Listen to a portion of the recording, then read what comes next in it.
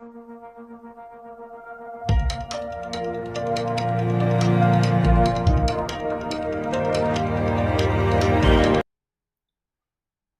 Everyone, welcome to the learning loop online education platform.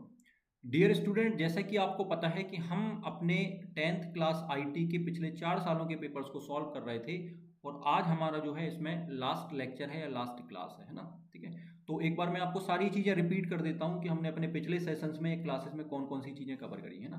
तो मैंने सबसे पहले आपको 2025 का प्रीवियस ईयर पेपर कंप्लीट करवाया था, जिसमें मैंने सबसे पहले आपको ऑब्जेक्टिव क्वेश्चंस करवाए थे, फिर मैंने 3 नंबर वाले क्वेश्चन करवाए थे, फिर मैंने 5 नंबर वाले क्वेश्चन करवाए थे, फिर 7 मार्क्स वाले क्वेश्चन करवाए थे। इसके बाद मैंने कहा था कि हम 3 नंबर वाली सीरीज स्टार्ट करेंगे। 3 नंबर में हमने क्या किया था, सबसे पहले 2024 को कवर किया था, फिर 23 को कवर किया था, फिर 22 को कवर किया था। तो ये हमने कंप्लीट करे थे 3 नंबर में। फिर हम 5 नंबर वाली सीरीज पर आए थे, तो 5 नंबर वाली सीरीज में सबसे पहले हमने शुरुआत 24 से करी थी, फिर हम 23 पर आए थे और फिर हम 22 पर आए थे, क्योंकि ऑलरेडी हम 25 को सॉल्व कर चुके थे। और फिर हम 7 नंबर पर आए थे, तो 7 नंबर में सबसे पहले हमने 24 को कवर किया था, फिर 23 को कवर किया था, फिर 22 को कवर किया था। इसके बाद मैंने बोला था कि हमारे पास 2024, 2023 और 2022 इन सब के ऑब्जेक्टिव क्वेश्चन छूट जाते थे। ठीक है, या छूट गए थे, तो ये मैंने आपको अभी कवर कराए हैं। तो हम 24 कवर कर चुके हैं, अपना 23 कवर कर चुके हैं। आज हमारी जो क्लास है वो 2022 के ऊपर बेस्ड है। हम 2022 में पूछे गए सारे ऑब्जेक्टिव क्वेश्चंस कवर कर रहे हैं। ठीक है, साथ ही साथ मैं आपको एक बात और बता दूं, आज से है ना 2 से 3 दिन के बाद आपका एग्जाम है, 14 तारीख को।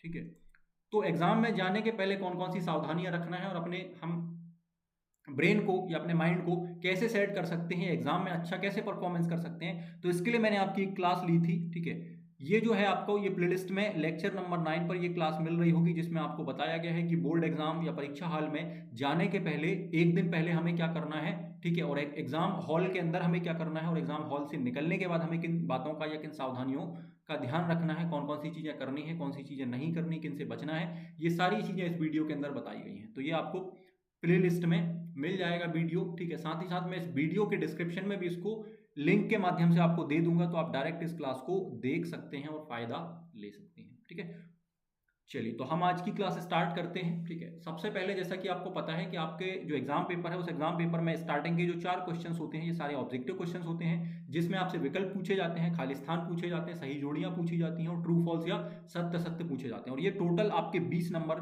के क्वेश्चन होते हैं और आपके एग्जाम के अंदर 20 नंबर काफी बड़ा स्कोर होता है, एक इंपॉर्टेंट रोल प्ले करता है। इसके लिए इसलिए हम इसको अलग से सेपरेटली कवर कर रहे हैं और इसको हम बहुत डीप में डिस्कस कर रहे हैं। मैं आपको सारे ऑप्शंस को भी बताते जा रहा हूं, आपको टेक्निक्स भी बताते जा रहा हूं कि हमें किस तरीके से इस क्वेश्चन को या इन क्वेश्चंस को सॉल्व करना है। ठीक है, तो स्टार्ट करते हैं। आज का सबसे पहला क्वेश्चन हमारा है, ठीक है, सही विकल्प को चुनकर लिखिए। तो पहला विकल्प आपसे पूछा गया है कि निम्नलिखित में से कौन सा संचार प्रक्रिया चक्र के अंतर्गत या अंदर संचार का तत्व या एलिमेंट नहीं है। हम सबको पता है कि जब हम संचार प्रक्रिया की बात करते हैं तो सबसे पहले इसमें कौन आता है भाई, प्रेषक आता है, जो क्या करता है, प्रेषक को हम सेंडर भी बोलते हैं, जो क्या करता है, मैसेज को सेंड करता है। इसके बाद हम किसकी बात करते हैं, इसके बाद हम माध्यम की बात करते हैं या मीडियम की बात करते हैं। इसके बाद कौन आता है, इसके बाद प्राप्तकर्ता आता है, जिसको हम क्या बोलते हैं, रिसीवर बोलते हैं। ठीक है, ये 3 बेसिक एलिमेंट होगा। इसके बाद हम फीडबैक की बात करते हैं, हम एनकोडिंग की बात करते हैं, हम डिकोडिंग की बात करते हैं, हम चैनल की बात करते हैं।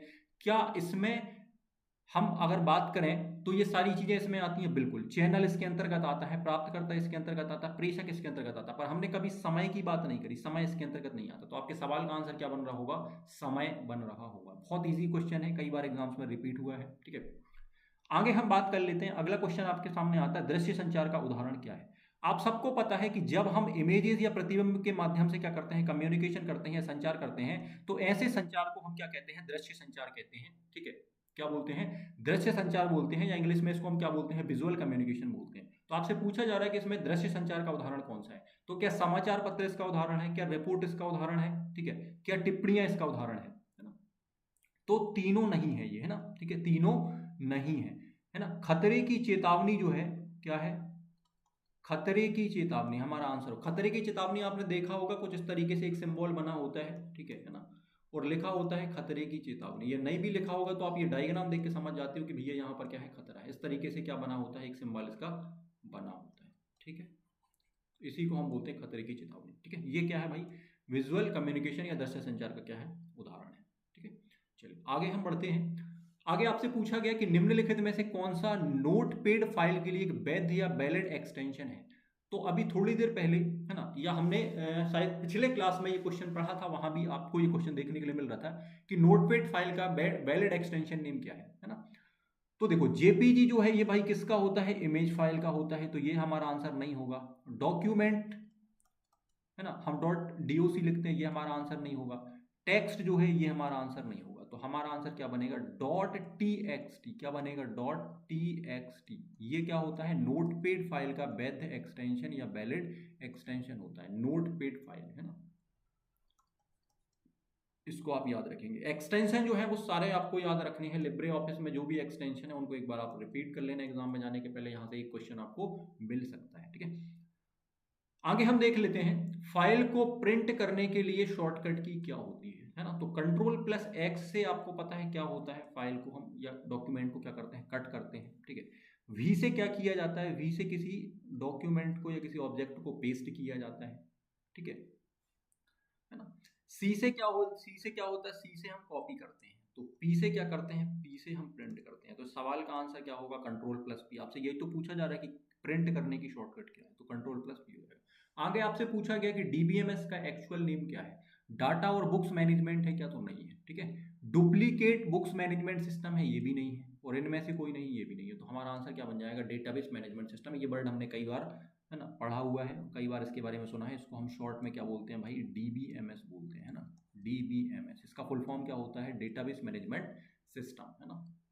चलिए आगे हम बढ़ जाते हैं। तो आगे आप देखोगे तो यहाँ आपको सही विकल्प मिलेंगे, है ना, जिसमें हमें क्या करना है, रिक्त स्थानों को भरना है ना। इसमें से कोई एक ऑप्शन हमें यहाँ पर चूज करके लिखना है। तो सबसे पहले हमसे पूछा गया है कि खालिस्तान विभिन्न फॉर्मेटों का एक संग्रह होता है। बहुत बार हमने पढ़ा है कि भैया टेम्पलेट जो होता है ये क्या होता है, बहुत सारे, है ना, फॉर्मेट्स का क्या होता है, संग्रह होता है, या क्या होता है, एक प्रकार से प्री डिफाइंड लेआउट होता है, जिसका हम यूज क्या करते हैं, डॉक्यूमेंट्स बनाने के लिए करते हैं। तो डॉक्यूमेंट इस सवाल का आंसर नहीं होगा। इस सवाल का आंसर क्या हो जाएगा, टेम्पलेट आपका आंसर बन रहा होगा। अगला क्वेश्चन आपसे पूछा गया कि खालिस्तान विकल्प इमेज के गैर वांछनीय हिस्से को कट कर देता है। हमने पिछली क्लास में भी इसको डिस्कस किया था। तो आप सबको पता है कि जो क्रॉप होता है, क्रॉप से ही ऐसा होता है ना, कट से हम कट कॉपी पेस्ट नहीं करते। यहाँ पर क्या कर रहा है, इमेज के ऐसे हिस्से को काटने की बात कर रहा है जो आपके किसी काम का नहीं है। तो ये किस ऑप्शन के साथ होता है, तो ये क्रॉप के साथ होता है। हमने इसको पहले भी डिस्कस किया हुआ है। अभी थोड़ी देर पहले ही हमने डिस्कस किया हुआ, आपसे पूछा है कि इमेज फाइल के लिए सही एक्सटेंशन नेम क्या है। तो मैंने थोड़ी देर पहले आपको बताया था कि डॉट जेपीजी, जिसको हम बोलते हैं ज्वाइंट फोटोग्राफिक एक्सपर्ट ग्रुप, ये क्या होता है भाई, इमेज फाइल का एक्सटेंशन नेम होता है। डॉट ओडीटी नहीं होता। डॉट ओडीटी आपका जो होता है ये लिब्रे ऑफिस राइटर का एक्सटेंशन नेम होता है। आगे हम बात कर लेते हैं क्वेश्चन नंबर 4। क्वेश्चन नंबर 4 की बात कर लेते हैं कि एक नया डॉक्यूमेंट लेने के लिए खालिस्तान की का प्रयोग किया जाता है। तो आप सबको पता है कि जब भी हम कोई नया डॉक्यूमेंट लेते हैं तो हम कंट्रोल प्लस एन के साथ जाते हैं, एम के साथ नहीं जाते। ध्यान रखें, यहाँ पर कंफ्यूज नहीं होना है। न्यू ध्यान रखना है, एन फॉर न्यू, है ना। नया डॉक्यूमेंट चाहिए तो कंट्रोल प्लस एन को यूज करेंगे।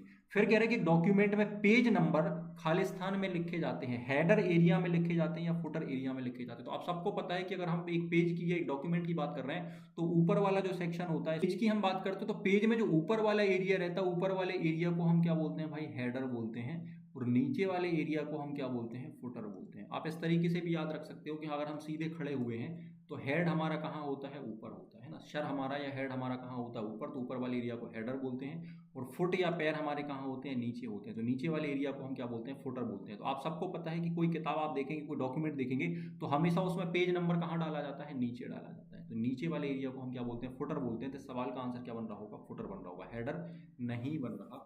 इस बात को ध्यान रखना, ठीक है। आगे हम चले जाएं तो यहाँ पर आप देखेंगे सही जोड़ियां आपसे पूछी गई हैं। आपको दोनों कॉलम्स को क्या कराना है, मैच कराना है, ए और बी को, ठीक है। तो सबसे पहले हम बात कर लेते हैं, आपसे पूछा जा रहा है यूनिक की, है ना। तो डेटाबेस के अंदर आपने पढ़ी हुई है, यूनिक की जो होती है इनमें से कौन सी होती है, तो आप बताओगे प्राइमरी की। प्राइमरी की को हम क्या बोलते हैं, यूनिक की बोलते हैं, ठीक है ना। इसके बाद हम बात करते हैं सेल की, है ना। तो जो शेल होता है ये किससे मिलकर बन रहा होता है आपका, तो ये बन रहा होता है आपका रो और कॉलम से मिलकर, है ना। तो इसका आंसर क्या बन जाएगा आपका, सेकंड वाला, है ना। सेल जो होता है, जैसे हम बात कर रहे हैं ये रो है, ठीक है, और ये आपके क्या है, कॉलम है ना। तो कॉलम हम देखते हैं ये ए बी, है ना, सी, इस तरीके से स्टार्ट होते हैं, और ये 1 2 3 से स्टार्ट होते हैं, है ना, ठीक है। तो जहां पर रो और कॉलम एक दूसरे को इंटरसेक्ट करते हैं, एक बॉक्स बनाते हैं, इस बॉक्स को ही क्या कहा जाता है भाई, सेल कहा जाता है। तो सेल जो है आपका रो और कॉलम से मिलकर बना होता है, ठीक है। अब आगे आप देख लो आपसे कौन सा और बन रहा है, इसमें आता है गोल सीक, है ना। गोल सीक क्या होता है, ठीक है। तो गोल सीक भाई क्या होता है, एक टूल होता है, ठीक है ना, हमने इसको पढ़ा हुआ है थ्योरी में, आप प्रीवियस क्लास में जाके देख सकते हैं, इसको डिटेल में आपको 7 मार्क्स तक में बताया हुआ है, ठीक है। इसके बाद हम बात करते हैं what if tool. What if tool जो है ये किसके अंतर्गत आता है, ये जाता है मल्टीपल ऑपरेशंस के अंतर्गत जाता है। और जो रो है वो किससे संबंधित होगी भाई, रिकॉर्ड से संबंधित होगी। हम डेटाबेस में जो रिकॉर्ड भरते हैं वो कहाँ रखते हैं, रो के अंदर रखते हैं, ठीक है। चलिए इसके बाद हम ट्रू फॉल्स की बात कर लेते हैं। तो ट्रू फॉल्स में आप देखोगे सबसे पहले स्टेटस बार जो होता है, स्टेटस बार में स्टेटस बार जो है डॉक्यूमेंट में पृष्ठों की संख्या बताता है, बिल्कुल बताता है, ठीक है। स्टेटस बार में क्या होता है, पृष्ठों की संख्या या पेजों के नंबर्स बताए जाते हैं, बिल्कुल बताए जाते हैं, कितने पेजेस है ना हैं, या कितने कौन सा पेज हम यूज कर रहे हैं, ये स्टेटस बार में स्टेटस दिखाया जाता है ना, डॉक्यूमेंट का, ठीक है। स्प्रेडशीट में कॉलम को फ्रीज नहीं कर सकते क्या, तो बिल्कुल कर सकते हैं कॉलम को फ्रीज। ये वाली बात क्या हो जाएगी, गलत। जो इन्होंने बात कही है कि क्या स्प्रेडशीट में कॉलम को फ्रीज नहीं कर सकते, तो हम कर सकते हैं, तो ये वाली बात क्या हो जाएगी, गलत हो जाएगी, मतलब यहाँ पर फॉल्स आ जाएगा या असत्य आ जाएगा। फिर कह रहे हैं स्प्रेडशीट को शेयर नहीं कर सकते क्या, तो बिल्कुल कर सकते हैं भाई शेयर, तो ये वाली बात भी क्या हो जाएगी, गलत। स्प्रेडशीट को शेयर कर सकते हैं, बिल्कुल कर सकते हैं। प्रीवियस क्लास में भी हमने ये वाला क्वेश्चन देखा हुआ है ना, कि स्प्रेडशीट को शेयर नहीं कर सकते, तो बिल्कुल कर सकते हैं, ये रिपीट हुआ है, ठीक है। बार बार मैं आपसे कह रहा हूँ कि पिछले 4 सालों के जो क्वेश्चन हैं इसमें से बहुत सारे क्वेश्चन आपको रिपीटेड देखने के लिए मिल रहे होंगे ना।